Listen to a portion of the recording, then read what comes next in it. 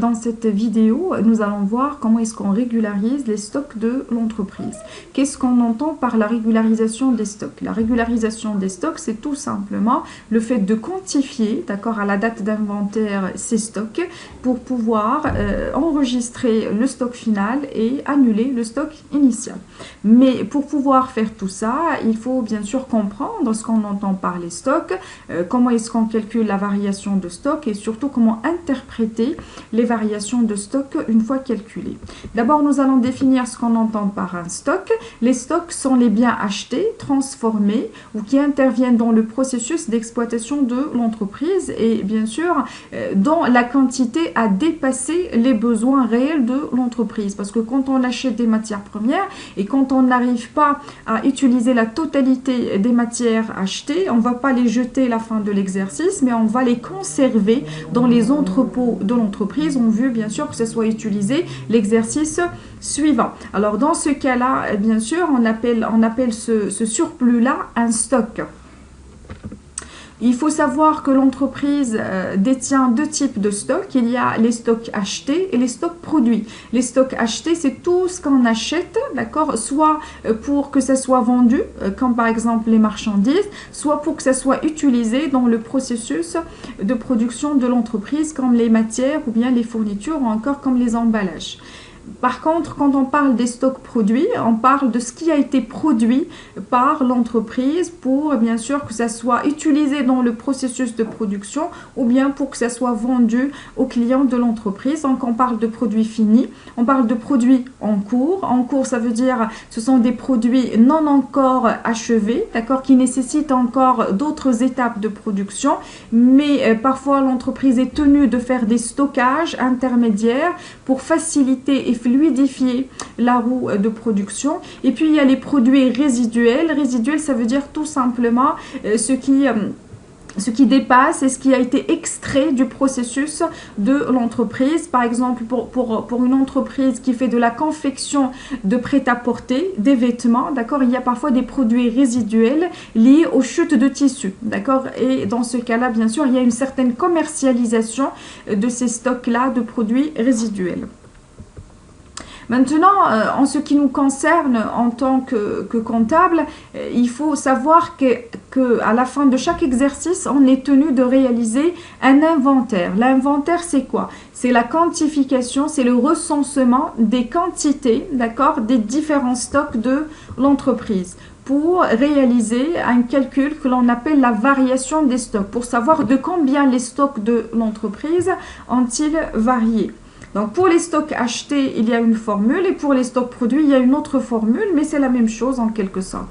Pour les stocks achetés, le delta, c'est SI moins SF, le stock initial moins le stock final. Donc, pour tous les achats de l'entreprise, on va calculer leur variation de stock de la même manière. Stock initial moins stock final. Par contre, pour les stocks produits, on va mettre stock final moins stock initial. On inverse tout simplement la formule. Maintenant, comment interpréter la variation de stock? Nous avons dit que pour les stocks achetés, on met stock initial moins stock final. Alors maintenant, quand on arrive à un delta supérieur à 0 pour les stocks achetés, cela veut dire quoi? Cela veut dire que le stock initial est supérieur au stock final.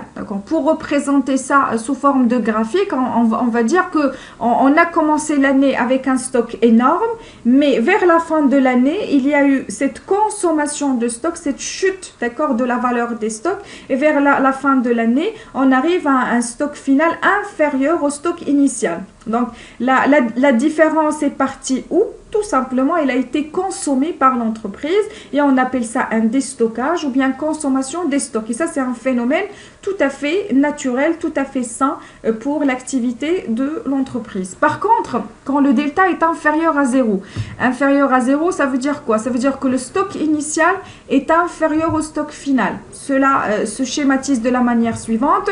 Je commence l'année par un petit niveau de stock initial. Par contre, vers la fin de l'année, j'arrive à un stock final très important parce qu'on a cumulé, d'accord, on n'a pas consommé, au contraire, on a surstocké, d'accord, au lieu que ça soit consommé, on a continué à alimenter le stock et vers la fin de l'année, on arrive à un niveau très important. Donc, on appelle ce phénomène-là un stockage et quand cela est vraiment chronique et quand cela est répétitif sur plusieurs exercices comptables, on peut même le qualifier de surstockage. Et le surstockage, bien sûr, c'est une non-consommation des stocks et c'est une utilisation non intéressante de l'argent et des moyens financiers de l'entreprise. Alors, dans ce cas-là, bien sûr, on va dire que c'est un phénomène qui n'est pas sain pour l'entreprise et l'entreprise a intérêt à arrêter ses achats pour permettre, d'accord, au stock cumulé d'être dépensé et d'être consommé. Parce que quand on achète, c'est pour, bien sûr, que ça soit consommé et non pas pour le cumuler au niveau des entrepôts de l'entreprise. Maintenant, il y a une autre grandeur, et ça vous allez le voir au niveau du cours sur l'analyse financière. Il y a ce qu'on appelle les achats consommés. Quand on veut savoir exactement ce que l'entreprise a acheté et a consommé, on applique la formule suivante. On prend les achats de tout l'exercice comptable, plus ou moins la variation des stocks. D'accord? Plus ou moins pourquoi? Ça dépend du signe dégagé par la variation de stock. Donc, quand on a une variation positive, on va mettre un plus. Et quand on a une variation négative, on va mettre un moins. Donc, pour résumer tout ça, la variation des stocks des produits achetés se calcule de la manière suivante. Stock initial moins stock final. Et nous avons dit que cela dépend du signe dégagé par le delta. Quand le delta est supérieur à 0, cela veut dire que l'entreprise consomme son stock. Et ça, c'est tout à fait normal. C'est tout à fait sain pour son activité. On achète pour consommer. Par contre, quand le delta est inférieur à 0, cela veut dire que l'entreprise ne consomme pas. Au contraire, l'entreprise stocke. D'accord? Et on appelle ce phénomène un stockage. Et nous avons dit c'est tout à fait destructeur de valeur pour l'entreprise parce que l'entreprise ne bénéficie pas de ses achats. Au contraire, elle les stocke. D'accord? Et dans ce cas-là, si on a un conseil à formuler à l'entreprise, on va lui demander d'arrêter les achats le temps de consommer les stocks qui sont déjà cumulés dans les entrepôts de l'entreprise. Maintenant, passons à la variation de stock des produits. Nous avons dit que par produit, on entend tout ce qui a été produit, tout ce qui a été transformé par l'entreprise. Donc, leur arrivée, d'accord, ne vient pas des achats, mais au contraire, ça vient de l'intérieur de l'entreprise. Nous avons dit que le delta des stocks se calcule de la manière suivante, SF moins SI. Je prends le stock final moins le stock initial. Quand le delta est supérieur à 0, donc là, ça veut dire quoi? Ça veut dire que le stock final est supérieur au stock initial. Toujours, on essaie de schématiser les choses pour que ça soit clair. Ça veut dire que j'ai commencé l'année par un petit stock initial, mais vers la fin de l'année, je me vois avec un stock, d'accord, cumulé, d'accord, et dont la valeur a augmenté, dans la quantité a augmenté. Donc, comment expliquer ça? C'est tout simplement une non-consommation des stocks. On appelle ça un stockage. Puisqu'on parle de produits qui doivent être vendus par l'entreprise, on peut présumer, d'accord, que l'entreprise n'arrive pas à étaler ses produits convenablement sur le marché. L'entreprise a un problème de vente. Et pour pouvoir un petit peu encourager et inciter, d'accord, les ventes de l'entreprise, il faut un petit peu mettre en place un package marketing pour bien sûr libérer les stocks cumulés au niveau des entrepôts. Parce que quand on produit, c'est pour le vendre et non pas pour le mettre dans les entrepôts de l'entreprise.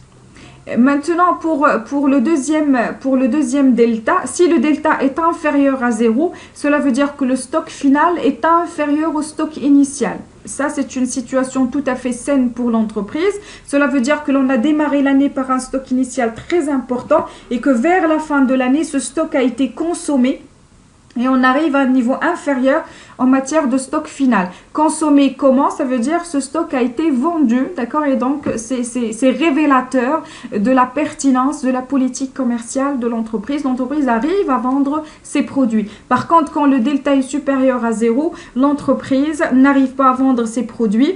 Donc, qu'est-ce qu'on peut lui dire comme conseil? Il faut d'abord inciter, d'accord? Il faut d'abord booster les ventes par la mise en place d'un package marketing intéressant, comme les réductions, comme les soldes, comme de la publicité. Mais en même temps, il faut réduire, d'accord, le robinet. Il faut fermer ou réduire le robinet des productions de l'entreprise, bien sûr, pour pouvoir et pour permettre au stock d'être libéré le plus facilement et le plus rapidement possible. Donc, le calcul de la variation des stocks des produits permet de calculer une grandeur très intéressante en matière de l'analyse financière. Ça s'appelle la production de l'exercice. Donc, on prend les produits vendus, ça veut dire le chiffre d'affaires de l'entreprise, plus ou moins le delta des stocks. Plus ou moins le delta des stocks, le plus ou moins dépend du signe dégagé par le delta, d'accord, concernant la variation des stocks de produits. Alors maintenant, pour pouvoir calculer, pour pouvoir régulariser les stocks de l'entreprise, il faut savoir que l'on procède par l'annulation du stock initial. Par la suite, on constate le stock final. Et puis la troisième étape, c'est l'enregistrement d'une provision en cas, bien sûr, de perte de valeur. Quand est-ce qu'il y a une perte de valeur concernant les stocks de l'entreprise? C'est quand la valeur actuelle est inférieure à la valeur d'entrée. Alors, commençons d'abord par l'annulation du stock initial. Il faut savoir qu'il y a une différence entre les stocks achetés et les stocks produits. Pour les achats, d'accord, la variation de stock va se faire de la manière suivante. Donc, j'enregistre variation de stock et ça va faire partie de la classe 6 parce que les achats font partie des charges de l'entreprise. Donc, je marque variation de stock et je complète selon la nature de ce qui a été acheté, matière première ou bien fourniture.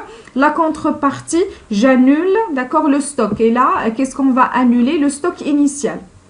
D'accord? Ça, c'est la première étape. La deuxième étape, c'est la constatation du stock final.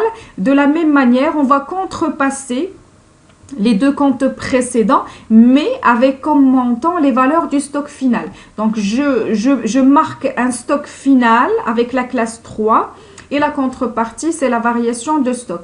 Et on voit très bien que la différence entre les deux, c'est le delta, d'accord? Le delta que nous avons calculé en matière de variation de stock. Donc ici, stock initial pour la première écriture de l'annulation du stock initial. Et là, stock final pour la deuxième écriture de l'entrée, d'accord? De l'enregistrement du stock final de l'entreprise. Concernant les produits, au lieu que ça soit la classe 6, les produits font partie de la classe 7. Donc, on va prendre variation de stock de la classe 7. Et là, bien sûr, on va compléter par la nature des produits. D'accord? Là, qu'est-ce qu'on va faire en première étape? C'est l'annulation du stock initial. J'annule le stock initial. La deuxième étape, j'enregistre le stock final en contrepassant, d'accord, les deux comptes de la première écriture comptable. Pour un petit peu ancrer tout ça, je vous propose l'application 12 suivante. On vous donne deux valeurs, la valeur des matières premières et la valeur des produits finis. Et là, ce sont les soldes avant inventaire. Donc, toujours avant inventaire, cela veut dire quoi? Cela veut dire qu'on n'a pas encore recensé le stock. Ça veut dire qu'on ne connaît pas encore la valeur, d'accord, des stocks finaux de l'entreprise. Donc là, tout simplement, ce sont les stocks initiaux. 45 500 pour les matières premières, 163 750 pour les produits finis. Par contre, juste après, on vous donne la valeur des stocks finaux. L'inventaire extra-comptable fait ressortir les éléments suivants. Matières premières, leur stock final, c'est 60 500. Produits finis, c'est 153 250. Et on va vous demander, lors de la première question, de calculer, d'interpréter les variations de stock. Donc, nous avons dit que pour les matières premières, ce sont des matières achetées. Et du coup, le delta, c'est stock initial moins stock final. Pour les produits, donc tout ce qui a été produit, c'est stock final moins stock initial. Et par la suite, il faut bien sûr savoir interpréter le delta dégagé. Par la suite, on passe les écritures nécessaires de fin d'exercice pour la régularisation des stocks. Donc, c'est ce que nous allons faire. Pour les matières premières, stock initial moins stock final. On voit que le stock initial, c'était 45 500. Maintenant, il y a aggravation, augmentation du stock final et on passe à 60 500. On remarque ici une différence négative et du coup, il y a un stockage au niveau des matières premières. On n'arrive pas, d'accord, à utiliser les matières premières. Au contraire, les achats de l'entreprise dépassent ses véritables besoins et on appelle ce phénomène un stockage. Maintenant, pour les produits finis, nous avons dit qu'il faut inverser la formule. Stock final moins stock initial. Le stock final, c'est 153 250. D'accord, nous avons un stock final réduit par rapport au stock initial. Le stock initial est plus important, 163 750. Cela veut dire que l'on a commencé l'année avec un stock important et que vers la fin de l'année, le stock a baissé parce qu'on arrive à un stock final, d'accord, bas par rapport au stock initial. Donc, la différence est partie où? Puisqu'on parle de produits finis, la différence a été vendue, d'accord, correctement et comme il faut par le service commercial de l'entreprise. Donc, c'est un phénomène tout à fait intéressant, tout à fait sain pour la santé financière de l'entreprise et on appelle ce phénomène-là un déstockage, une vente, tout simplement. Alors maintenant, pour pouvoir régulariser les stocks, nous avons dit qu'on annule dans une première étape les stocks initiaux à l'aide bien sûr de la variation d'un compte qui s'appelle variation de stock et par la suite on contrepasse, d'accord, pour pouvoir enregistrer le stock final. Voilà, c'est ce qui a été fait. Variation de stock de matières premières, les achats c'est la classe 6, les produits c'est la classe 7. On annule les stocks initiaux, c'est pour cette raison la classe 3 se trouve dans la partie crédit parce qu'il s'agit d'une annulation et par la suite on contrepasse, d'accord, les mêmes intitulés de compte pour pouvoir enregistrer les stocks finaux, matières premières, produits finis, avec bien sûr le crédit des comptes variation de stock matières et fournitures et variation de stock de biens produits. Donc au niveau de la première étape, ce sont les valeurs des stocks initiaux. Au niveau de la deuxième étape, ce sont les valeurs des stocks finaux.